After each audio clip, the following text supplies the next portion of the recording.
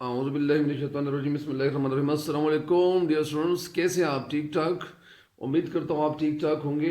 اور ڈیئر، یہ آج مزید اشعار کی تشریح جو رہ گئی تھی وہ اپلوڈ کرتا ہوں تاکہ آپ اس سے فائدہ اٹھائیں۔ تو آ، آج بڑھتے ہیں نیکسٹ اشعار کی تشریح کی طرف۔ بسم اللہ الرحمن الرحیم۔ رگی سنگ سے ٹپکتا، وہ شعر کیا ہے؟ رگی سنگ سے ٹپکتا کیا ہے؟ رگی سنگ سے ٹپکتا وہ لہو کہ پھر نہ تھمتا، جسے غم سمجھ رہے ہو یہ اگر شرار ہوتا۔ رگ غم سے ٹپکنا، ظاہر ہو جانا۔ رگی غم سے ٹپکتا وہ لہو کہ پھر نہ تھمتا، جسے غم سمجھ رہے ہو یہ اگر شرار ہوتا۔ رگ سنگ، پتھر کی جو رگ ہے، وین جس کو انگلش میں کہتے ہیں، پتھر کی رگ سے ٹپکنا، بہہ جانا، روا یا اسی طرح جاری ہو جانا۔ وہ لہو جو ہے، یہ لفظ یہ کیا ہے؟ یہ مخفف ہے، ایبریویشن ہے۔ اور وہ لوہو اصل لفظ ہے، پورا لفظ کیا ہے؟ لوہو۔ اور یہ کیا ہے؟ یہ لہو ہے۔ تو اس کا وہ جو پورا لفظ ہے وہ لوہو ہے۔ جس طرح مرتق میر نے استعمال کیا ہوا ہے، اشک آنکھوں میں کب نہیں آتا، لوہو آتا ہے جب نہیں آتا۔ لیکن وہ لہو وہ استعمال کیا گیا ہے، لیکن کبھی کچھ غزلوں میں وہ لوہو ہی ملتا ہے۔ تو رگ سنگ سے ٹپکتا وہ لہو کہ پھر نہ تمتا، پھر نہ تمتا کہ پھر نہ رک جاتا، جسے غم سمجھ رہے ہو اور جسے تم غم سمجھ رہے ہو یہ اگر شرار ہوتا۔ شرار چنگاری، تو یہ اگر چنگاری ہوتی تو پھر کیا ہوتا؟ اچھا، رگ سنگ سے ٹپکتا وہ لہو کہ پھر نہ تمتا۔ اس کی نثر میں بتا رہا ہوں۔ سب سے پہلے نثر اس کی کچھ یوں ہے کہ رگ سنگ سے ٹپکتا وہ لہو۔ شاعر اس شعر میں کہنا کیا چاہتے ہیں؟ یعنی شاعر اس شعر میں کہنا یہ چاہتے ہیں، اس کی جو نثر ہے وہ یوں ہے کہ جیسے شاعر، یعنی شاعر شعر میں کہتے ہیں کہ نثر کچھ یوں ہے کہ جسے تم غم سمجھ رہے ہو اگر یہ چنگاری ہوتی، اگر یہ چنگاری بن کر پتھر چنگاری ہوتی اور پتھر کی رگوں میں داخل ہو جاتی وہ چنگاری، تو اس سے لہو اور خون اس طرح بہنا شروع ہو جاتا کہ پھر تمنے کا اور رکنے کا نام ہی نہ لیتا۔ ایک دفعہ پھر سنیں، شاعر کہتے ہیں جیسے تم غم سمجھ رہے ہو اگر یہ چنگاری ہوتی اور وہ چنگاری پتھر کی رگوں میں داخل ہو جاتی تو اس سے یوں خون بہنا شروع ہو جاتا۔ کس سے؟ یعنی پتھر سے، پتھر کے دل سے ایسا خون بہنا شروع ہو جاتا کہ پھر رکنے کا نام ہی نہ لیتا۔ یہ تو اس کی نثر ہو گئی۔ یہ نثر اس لیے بتا رہا ہوں تاکہ یہ تشریح جو ہے مکمل طور پر ذہن میں بیٹھ جائے۔ تو اس شعر کی تشریح کی طرف بڑھتے ہیں۔ شاید اس شعر میں کہنا کیا چاہتے ہیں؟ شاید اس شعر میں کہنا یہ چاہتے ہیں کہ لوگوں کو معلوم ہی نہیں ہے، لوگوں کو معلوم ہی نہیں ہے کہ محبت کا غم کیا ہوتا ہے۔ وہ اسے ایک عام غم سا سمجھتے ہیں، وہ اسے ایک عام غم، یعنی ایک عام قسم کا غم سمجھتے ہیں۔ انہیں معلوم نہیں ہے، انہیں کیا معلوم کہ محبوب کی جو جدائی ہوتی ہے، ان کی جو ہجر کی جو رات ہوتی ہے، جو جدائی ہوتی ہے، شاعر کے لیے کتنے دکھ والی بات ہوتی ہے۔ اور شاعر جدائی کی رات میں اس کا دل جو ہے وہ تڑپتا رہتا ہے، وہ بے چین رہتا ہے، وہ خفا رہتا ہے۔ خفا رہتا ہے تو خفا اس لیے رہتا ہے کہ وہ جدائی کی رات ان کے لیے بڑی، اور جو جدائی کی جو رات ہوتی ہے ان کے لیے بڑی یعنی بے چینی والی ہوتی ہے۔ تو شاعر کہتے ہیں کہ انہیں کیا معلوم کہ محبوب کی جدائی میں شاعر کے دل پہ کیا گزرتی ہے اور کیا بیتتی ہے، اسے کس طرح، یعنی یہ دل کس طرح تڑپنا پڑتا ہے، اس انسان کو کس طرح تڑپنا پڑتا ہے، بے چین ہونا پڑتا ہے۔ انتظار کی جو گھڑیاں ہوتی ہیں وہ یعنی سیکنڈ جو ہوتے ہیں تو وہ مہینوں والے، یعنی جس طرح سیکنڈ گزرتے ہیں تو ان کے لیے ایک ایک سیکنڈ ایسا لگتا ہے کہ جیسے سال گزرتا ہو۔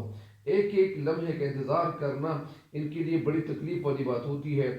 شاعر کہتے ہیں کہ میں کہتا ہوں کہ یہ غم جسے لوگ عام سی تکلیف سمجھتے ہیں، اگر یہ آگ کی چنگاری ہوتی، یعنی یہ غم جسے عام لوگ جو ہے ایک تکلیف ایک عام سی تکلیف سمجھتے ہیں، اگر یہ غم کی چنگاری ہوتی، اگر یہ آگ کی چنگاری ہوتی، اگر یہ آگ کی چنگاری ہوتی تو شرار ہوتا، اگر یہ شرارہ ہوتا اور کسی پتھر پہ پڑتا یا کسی پتھر کے اندر داخل ہوتا یا کسی پتھر پہ پڑتا تو پتھروں کی جو رگیں ہیں ان سے خون روانہ ہو جاتا، اس سے خون بہنا شروع ہو جاتا، اور وہ خون اس طرح بہنا شروع ہو جاتا کہ پھر روکنے کا نام ہی نہ لیتا۔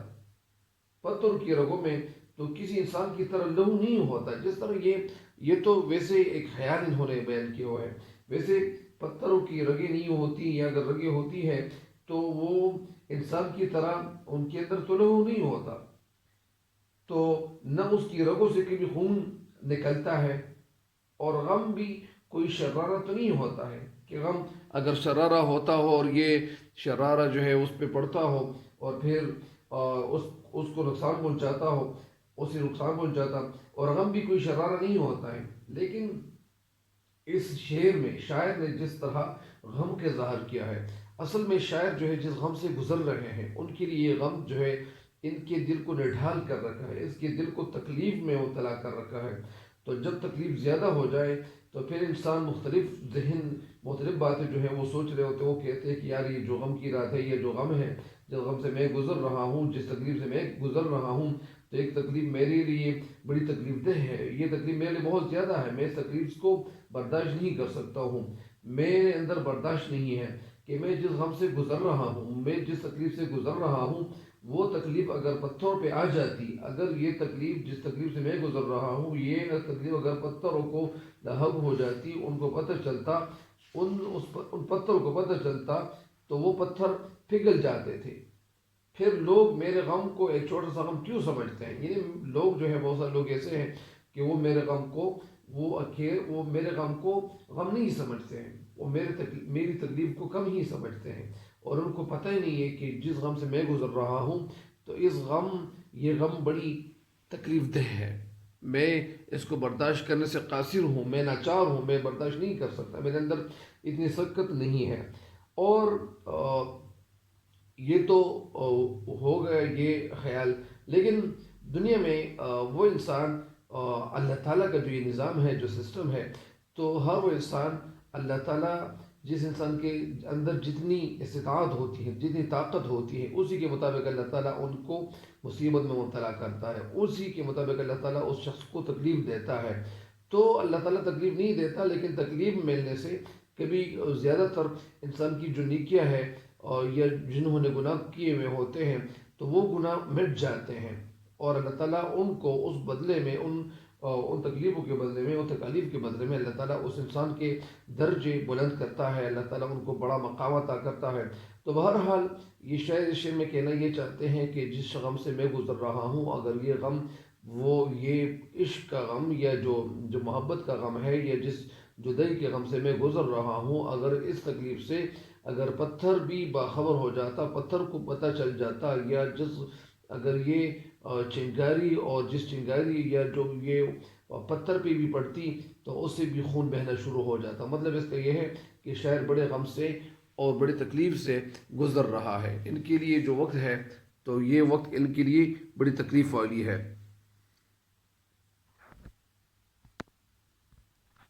اچھا، آگے اس شعر کی تشریح ہو گئی، اگلے شعر کی تشریح کی طرف بڑھتے ہیں۔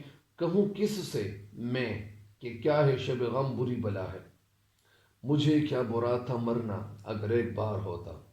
کہوں کس سے میں کس سے کہوں کہ کیا ہے شب غم یعنی غم کی رات، بری بلا ہے یعنی بری بلا ہے، مجھے کیا برا تھا مرنا اگر ایک بار ہوتا۔ شاعر اس شب غم کی رات، یہ تو باقی جو الفاظ ہیں یہ تو اتنی مشکل نہیں ہے۔ کہوں کس سے میں، یعنی میں کس سے کہوں، کس سے اپنا دکھڑ سناؤں، کس سے میں اپنے دکھ والی کہانی سناؤں کہ کیا ہے شب غم یعنی غم کی رات کیا ہے، بری بلا ہے، یعنی وہ بہت خطرناک رات ہوتی ہے۔ غم کی رات جو ہوتی ہے تو انسان پہ کبھی گزرتی نہیں ہے، وہ رات آپ یعنی وہ رات کبھی کٹتی نہیں ہے۔ مجھے کیا برا تھا مرنا، یعنی میرے لیے وہ کیا برا تھا مرنا۔ اگر مرنا ایک بار ہوتا تو وہ تو اچھا ہوتا، لیکن غم یعنی اگر مرنا ایک بار ہوتا تو اچھا ہوتا، لیکن شاعر کہتے ہیں کہ میں ایک دفعہ نہیں مرتا ہوں، میں بار بار مر رہا ہوں۔ یہ انسان اس کی نثر کچھ یوں ہے، اس شعر کی نثر کچھ یوں ہے۔ شاعر کہنا کیا چاہتے ہیں، اس کی مفہوم، اس کا مفہوم اور اس کی نثر کچھ یوں ہے۔ شاعر کہتے ہیں میں کس سے کہوں، میں کس کو سناؤں کہ شب غم یا غم کی رات مصیبت سے کم نہیں ہے۔ موت سے نہیں ڈرتا ہوں، اگر یہ ایک ہی بار ہوتی، یعنی موت ایک بار ہوتی، لیکن شب غم تو بار بار موت، شب غم میں مجھے بار بار موت سے گزرنا پڑتا ہے۔ یعنی شعر کہنا اس میں یہ چاہتے ہیں کہ میں کس سے کہوں، میں کس کو بتاؤں کہ یہ جو شب غم ہے یہ کتنی تکلیف والی رات ہوتی ہے۔ میں موت سے نہیں ڈرتا ہوں، میں موت سے خوفزدہ نہیں ہوں۔ اگر موت ایک دفعہ آ جاتی تو قصہ ختم ہو جاتا، پھر مزید تکلیف تو مجھے نہ ملتی، لیکن یہ جو بار بار مر رہا ہوں تو یہ بار بار مرنا میرے لیے دشوار بات ہے، میرے لیے مشکل ہے۔ میں بار بار مرتا جا رہا ہوں تو یہ بار بار جو مرنے سے جس طرح میں گزرتا ہوں تو یہ بار بار مرنا یہ میرے لیے بڑی تکلیف والی بات ہے۔ اس شعر کی تشریح کی طرف بڑھتے ہیں۔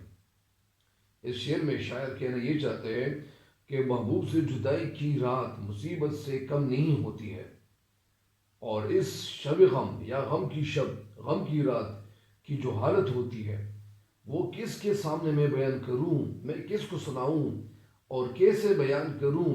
کوئی جو ہے اس دنیا میں مجھے قابل نظر نہیں آ رہا، اور اگر کوئی اہل نظر، اگر کوئی محبت والا، اگر کوئی اہل نظر وہ مل بھی جائے، کہیں وہ مجھے مل جائے، میں تلاش کرتے کرتے مجھے ان کی تلاش ہو جائے، مجھے وہ مل جائے، تو اس سے اپنی حالت، اپنے دل کی حالت میں کس طرح بیان کروں، کس ڈھنگ سے، کس انداز سے، کس طریقے سے میں ان کو بتاؤں، کس طریقے سے میں ان کو سمجھاؤں۔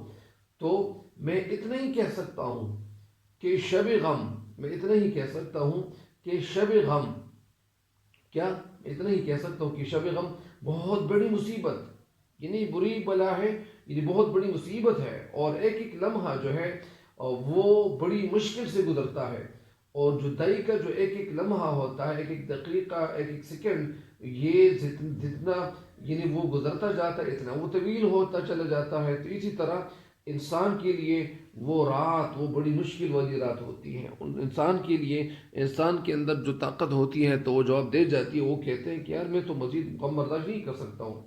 تو شاعر کہتے ہیں، یا جسی طرح غالب نے یعنی کیا کہا ہے، غالب کہنا یہ چاہتے ہیں کہ مجھے مرنے سے خوف نہیں آتا، میں مرنے سے خوف زدہ نہیں ہوں، خائف نہیں ہوں، میں ڈرا ہوا نہیں ہوں، سہما ہوا نہیں ہوں، لیکن شرط یہ ہے، بات ضروری بات یہ ہے کہ اگر موت ایک بار آ جاتی، ایک دفعہ آ جاتی اور میں ختم ہو جاتا، لیکن یہاں تو حالت کچھ عجیب قسم کی ہے، مجھے بار بار مرنا پڑ رہا ہے، اور اگر ایک لمحہ مجھے موت آ جاتی تو پھر سارا مسئلہ حل ہو جاتا۔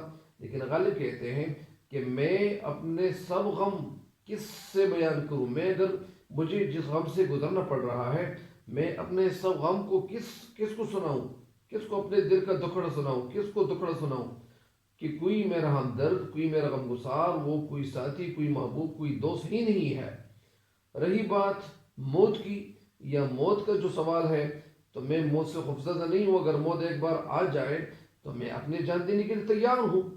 یہ تو کوئی تکلیف کی بات ہی نہیں ہے۔ تکلیف کی بات یہ ہے کہ مجھے بار بار موت کا سامنا کرنا پڑتا ہے، اور یہ چیز جو ہے میرے لیے بڑی کیا ہے، میرے لیے بڑی دشوار ہے، میرے لیے بڑی تکلیف دہ ہے۔ تو یہی شاعر کہتے ہیں۔ تو کبھی کبھار یعنی اس کا مطلب یہ ہے کہ یہ جو محبوب ہے اس کا، شاعر کا، تو یہ ان کے ساتھ وعدہ کرتا ہے، اور وعدہ کیا کرتا ہے، وعدہ یہ کرتا ہے، اس کا جو پس منظر ہے یا جو اصل بات ہے وہ یہ ہے کہ شاعر کے ساتھ محبوب وعدہ کرتا ہے کہ میں ملاقات کروں گا، لیکن جب وہ ملاقات کا وعدہ کرتا ہے تو وہ نہیں آتا، جب نہیں آتا تو شاعر کو مرنا پڑتا ہے، شاعر اس انتظار میں اپنی گھڑیاں گزارتا ہے، شاعر جو ہے جدائی کا جو وقت ہے یہ بڑے کٹن سے ان کا گزرتا ہے، بڑی دشوار زندگی ان کی بن رہی ہے۔ تو شاعر کہتے ہیں کہ جب وہ محبوب وعدہ کرتا ہے اور وہ نہیں آتا تو مجھے مرنا پڑتا ہے، پھر وعدہ کرتا ہے، پھر وہ نہیں آتا، پھر مرنا پڑتا ہے۔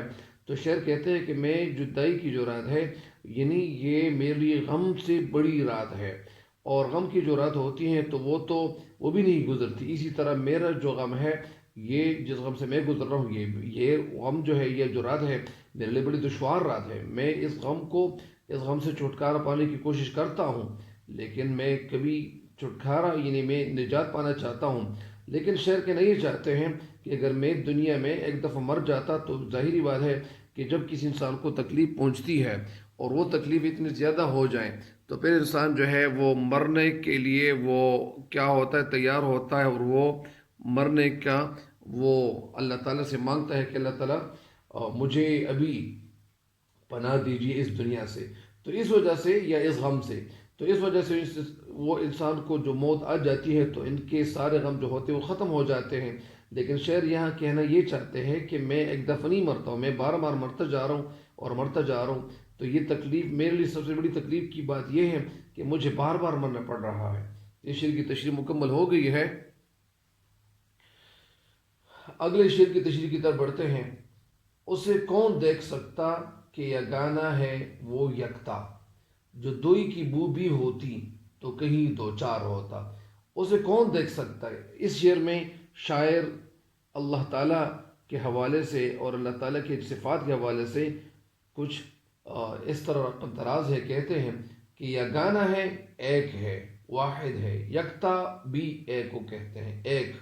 دوئی کے معنی بو، یعنی دوئی کا مطلب یعنی دوسرا کوئی اگر موجود ہوتا تو کہیں دو چار ہوتا۔ دو چار کے معنی مل جانا، ملاقات ہو جانا، یا سامنے آ جانا، یا کہیں جھگڑا ہو جانا، یا کہیں لڑائی ہو جانا، یا تو اسی طرح یعنی شاعر کہنا یہی چاہتے ہیں، شاعر کہنا یہ چاہتے ہیں کہ وہ کہیں نہ کہیں دو چار ہو جاتا۔ اس کی نثر کیا ہے؟ اس کی نثر کچھ یوں ہے، کیا ہے؟ اس کی نثر کچھ یوں ہے کہ اگر اللہ یعنی شعر میں کہنا یہ چاہتے ہیں، اس کا مفہوم کچھ یوں ہے کہ اللہ تعالیٰ کو کون دیکھ سکتا ہے؟ یہ تو ممکن نہیں ہے، اللہ تعالیٰ کو کون دیکھ سکتا ہے؟ اللہ تعالیٰ تو واحد ہے، لا شریک ہے۔ اگر اس میں دوئی کا شک بھی ہوتا، اگر ایک اللہ تعالیٰ کے سوا دوسرا اگر کوئی ہوتا اور وہ تھوڑا سا شک بھی ہو جاتا تو وہ شک بھی ہوتا تو کبھی نہ کبھی کسی نہ کسی جگہ وہ ضرور نظر آ جاتا۔ یعنی اس کا مطلب یہ ہے کہ اللہ تعالیٰ ایک ہے، اور اگر اللہ یعنی نعوذ باللہ من ذالک اگر یہ کوئی دوسرا خدا ہوتا اس دنیا میں تو ظاہری بات ہے کہ وہ کوئی نہ کوئی کہیں نہ کہیں تو وہ آ جاتا یا آ جاتے۔ تو اس لیے شاعر کہتے ہیں کہ اللہ تعالیٰ ایک ہے، تو اللہ تعالیٰ ایک ہے۔ اس شعر کی تشریح کی طرف بڑھتے ہیں۔ اس شعر کی تشریح کچھ یوں ہے کہ شاعر کہنا یہ چاہتے ہیں کہ اللہ ایک ہے، اللہ واحد لا شریک ہے، اس کی ذات اور صفات میں اس کا کوئی شریک، کوئی ہمسر نہیں ہے۔ جو لوگ کسی نبی، کسی فرشتے کو یا کسی بت کو اللہ تعالیٰ کے لیے اللہ تعالیٰ کے ہاں شریک ٹھہراتے ہیں وہ جھوٹ بولتے ہیں، یعنی وہ جھوٹ بھی ممنوع باتیں ہوتی ہیں۔ شاعر کہنا یہ چاہتے ہیں کہ اللہ تعالیٰ ایک ہے اور اس میں کسی کو شک نہیں ہونا چاہیے، اس میں کسی کو شک نہیں ہونا چاہیے۔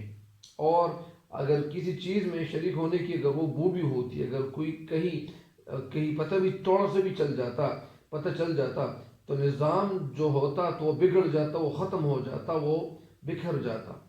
اب جو پوری کائنات کا جو نظام ہے، جو ایک سسٹم ہے، اور اللہ تعالیٰ یہ چلا رہا ہے اور بہت خوبصورت طریقے سے یہ سارا سسٹم اللہ چلا رہا ہے، اگر اس میں کہیں نہ کہیں خلل، یعنی اسی میں کسی نہ کسی رکاوٹ، کسی نہ کسی خلل وہ نہیں آ رہا ہے۔ کیوں نہیں آ رہا؟ کیونکہ اللہ تعالیٰ ایک ہے۔ لاکھوں سال ہو گئے ہیں، کروڑ سال ہو گئے ہیں، لیکن اس نظام میں ابھی تک کوئی فرق نہیں آیا ہے۔ تو یہ اس بات کی دلیل یہ ہے، اس بات کا ثبوت یہ ہے کہ اللہ تعالیٰ جو ہے وہ ایک ہے، سب کچھ اللہ تعالیٰ کے اختیار میں ہے، کوئی بھی چیز اللہ تعالیٰ کے اختیار سے باہر نہیں ہے، ہر چیز جو ہے وہ باؤنڈ ہے، اور ہر چیز جو ہے اس دنیا میں یہ اللہ تعالیٰ کے قبضہ قدرت میں ہے، سب کچھ اللہ تعالیٰ کے حکم سے ہوتا ہے اس دنیا میں۔ اگر کوئی اس دنیا میں اگر کوئی شریک ہوتا تو کہیں نہ کہیں اختلاف تو پیدا ہو جاتا، ان اختلاف یہ پیدا ہو جاتا، ان کے آپس میں ایک کشمکش شروع ہو جاتی، اور کشمکش یہ شروع ہو جاتی کہ ایک خدا نعوذ باللہ من ذالک کہتا کہ میں بارش برساتا ہوں، دوسرا کہتا کہ نہیں، بارش کی ضرورت نہیں ہے، اسی طرح آپس میں ایک لڑائی شروع ہو جاتی اور سب کچھ ختم ہو جاتا۔ تو شعر کہتے ہیں کہ یہ اللہ تعالیٰ جو ہے ایک ہے، اور اللہ تعالیٰ کا کوئی شریک نہیں ہے۔ جس طرح یہ کئی دفعہ یعنی بہت ساری آیات میں اللہ تعالیٰ کا ایک واحد ہونے کا وہ قرآن پاک میں ذکر آیا ہے، اور اسی وجہ سے اللہ تعالیٰ ایک ہے۔ تو شعر کہتے ہیں کہ اس کا یعنی شعر کہنا یہ چاہتے ہیں کہ یہ تو عقلی دلیل ہوئی، یعنی اس کا شریک کہتا اگر یعنی شعر کہنا یہ چاہتے ہیں کہ ایک خدا کہتا کہ میں ایسا کرتا ہوں، دوسرا کہتا میں ایسے کرتا ہوں، اس کے شریک کہتا اگر آپ ایسا نہیں کر سکتے تو یہ باتیں جو ہوتی تو آپس میں شروع ہو جاتی، اور پھر سارا نظام جو ہے وہ سسٹم دنیا کا وہ ختم ہو جاتا۔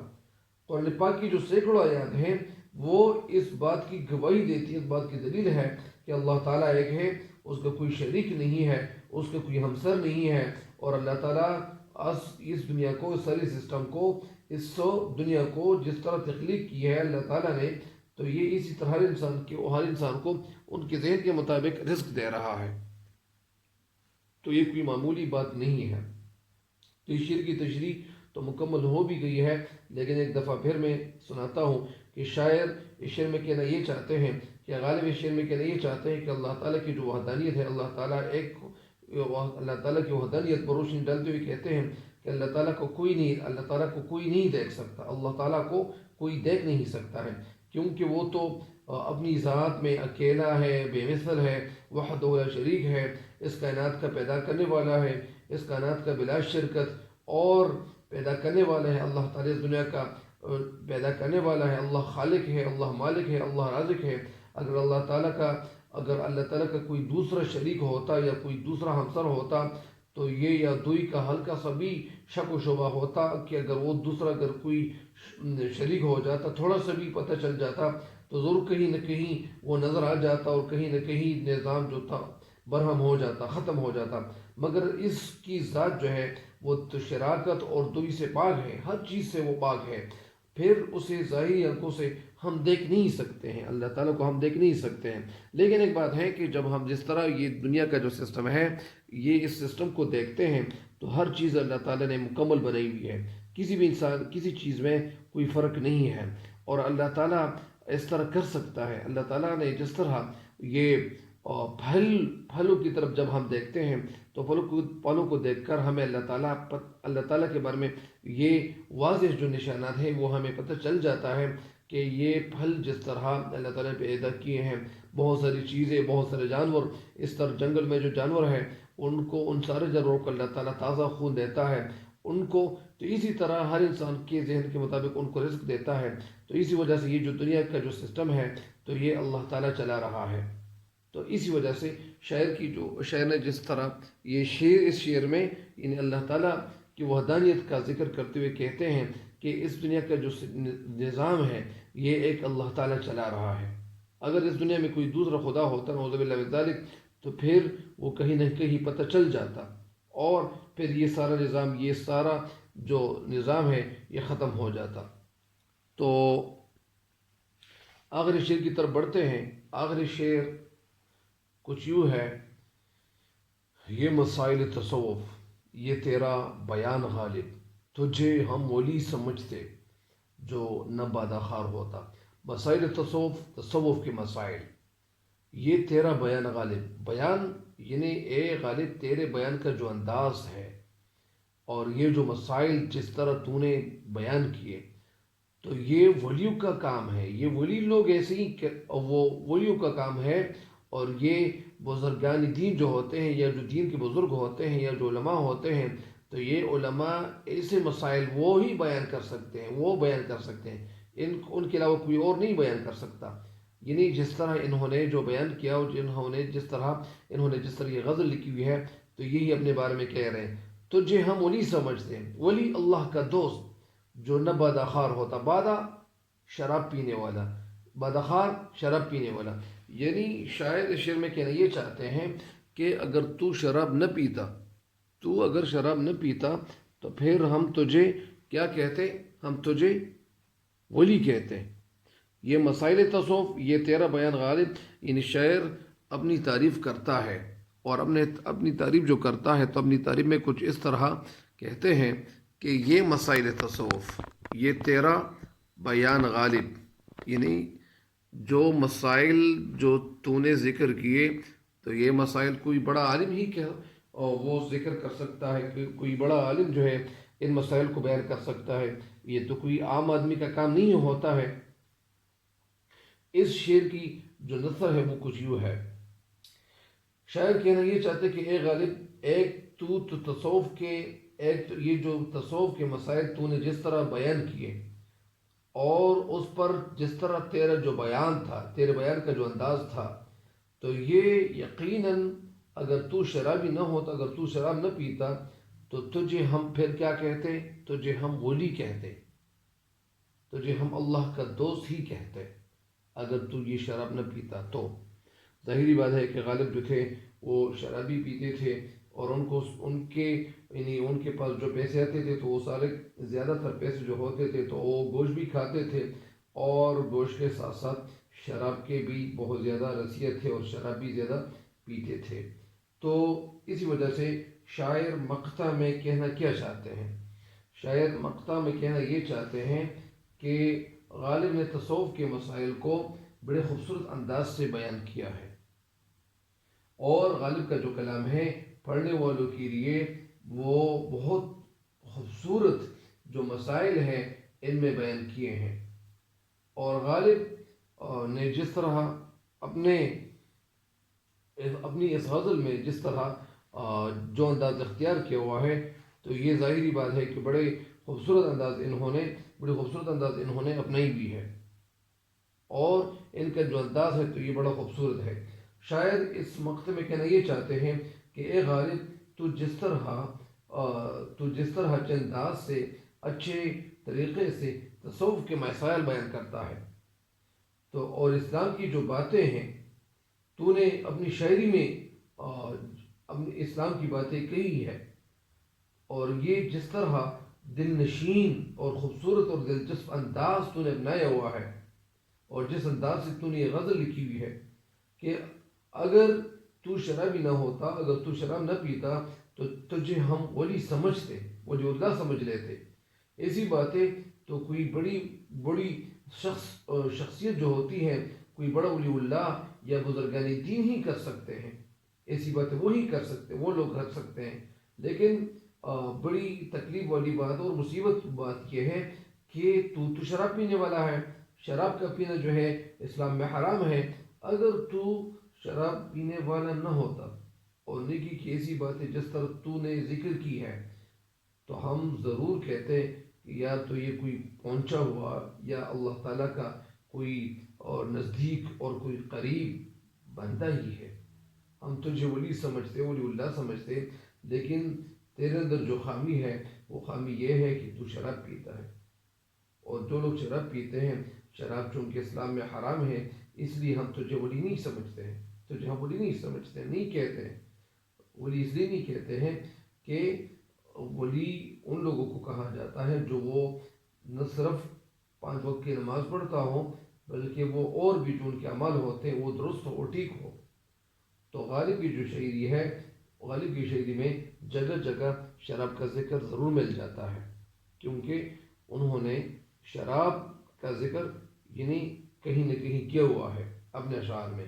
یعنی اسی طرح اس شعر کے ساتھ ایک شعر ہے کہ ہیں اور بھی دنیا میں سخنور بہت اچھے، ہیں اور بھی دنیا میں سخنور بہت اچھے، کہتے ہیں کہ غالب کا ہے انداز بیاں اور.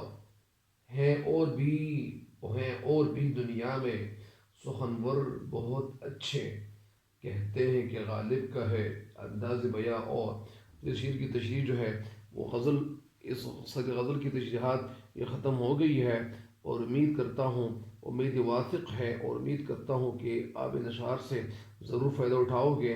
تب تک کی یہ اجازت چاہتا ہوں آپ سے، اللہ نگہبان۔